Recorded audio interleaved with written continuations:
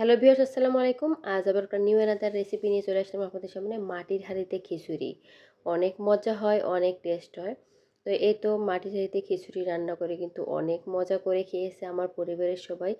আর আপনারা অবশ্যই বাসায় একবার ট্রাই করে দেখবেন। মাটির হাঁড়িতে রান্না করা খিচুড়ি কিন্তু অনেক মজা হয়। তাহলে আমরা দেখে নিই কীভাবে আমি খিচুড়িটা তৈরি করলাম। এই তো আমি প্রথমে এখানে 3 রকমের ডাল নিয়েছি। এখানে মসুর ডাল, মুগ ডাল নিয়েছি আর বুটের ডাল নিয়েছি আমি এখানে। আর এখানে নিয়েছি আমি 2 পট চাল, এই যে দেখুন। আর খিচুড়ি রান্না করার জন্য যেসব উপকরণ লাগে সেগুলো নিয়েছি: পেঁয়াজ কুচি পরিমাণ মতো নিয়েছি, এলাচ পাউডার নিয়েছি, আদা রসুন পেস্ট, লাল মরিচের গুঁড়া, লবণ, হলুদ। আপনারা আপনাদের পছন্দ মতো ঝালটা অ্যাড করবেন। তো তারপর আমি এই চাল ডালগুলো ভালোভাবে পরিষ্কার করে ধুয়ে নিব। এই যে দেখুন, আমি পরিষ্কার করে ধুয়ে নিয়েছি। আর এখানে একটা মাটির হাঁড়ি নিয়েছি, এই যে দেখুন। এই যে দেখুন, আমি মাটির হাঁড়ি নিয়েছি। তো এখন মাটির হাঁড়িতে আমি এখানে তেল দিয়ে দিচ্ছি। পরিমাণ মতো তেল দিয়ে ভালোভাবে চারদিকে মেখে নিয়েছি, এই যে দেখুন। তারপর আমি এখানে পেঁয়াজ কুচি দিয়ে দিলাম পরিমাণ মতো। দিয়ে এখন আমি নেড়েচেড়ে আমি ভেজে নিব। পেঁয়াজটা আমি বেশি লাল লাল করে ভেজে নিব না, একটু নরম হয়ে আসলেই আমি আর ভেজে নিব না। ততক্ষণ পর্যন্ত এভাবে আমি নেড়েচেড়ে ভেজে নিব। এভাবে মাটির হাঁড়িতে রান্না করে খেয়ে দেখবেন, অনেক মজা হয়। একবার খেলে বারবার খেতে মন যাবে।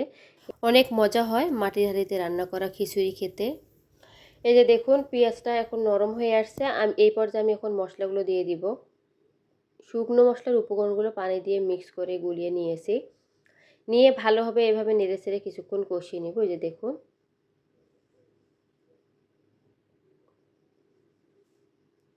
একটু সময় নিয়ে কষিয়ে নিতে হবে মশলাটা। যত ভালোভাবে কষানো হবে খিচুড়িটা খেতে কিন্তু ততটাই সুস্বাদু হবে।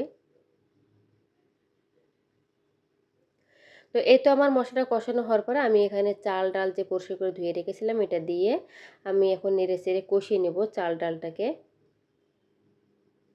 দেখুন, একটু সময় নিয়ে কষিয়ে নেব।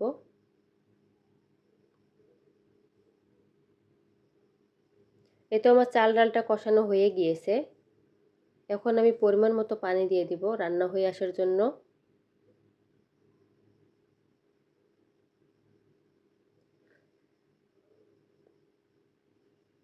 এই যে দেখুন, আমি এখন নেড়েচেড়ে দিচ্ছি পানি দেওয়ার পরে।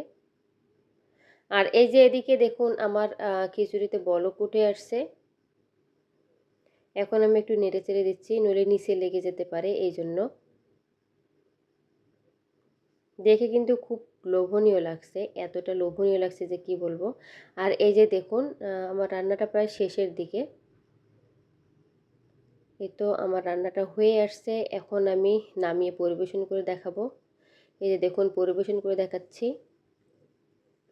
কতটা লোভনীয় হয়েছে দেখছেন, খেতে কিন্তু অসাধারণ হয়েছে। আপনারা অবশ্যই বাসায় একবার ট্রাই করে দেখবেন। গরুর মাংস আর হলো মাটির হাঁড়িতে রান্না করা খিচুড়ি অসাধারণ হয় খেতে। একবার খেলে বারবার খেতে মন চাবে এই খিচুড়িটা। আজকের ভিডিওটা কেমন হয়েছে অবশ্যই কমেন্ট করে জানাবেন। আল্লাহ হাফেজ।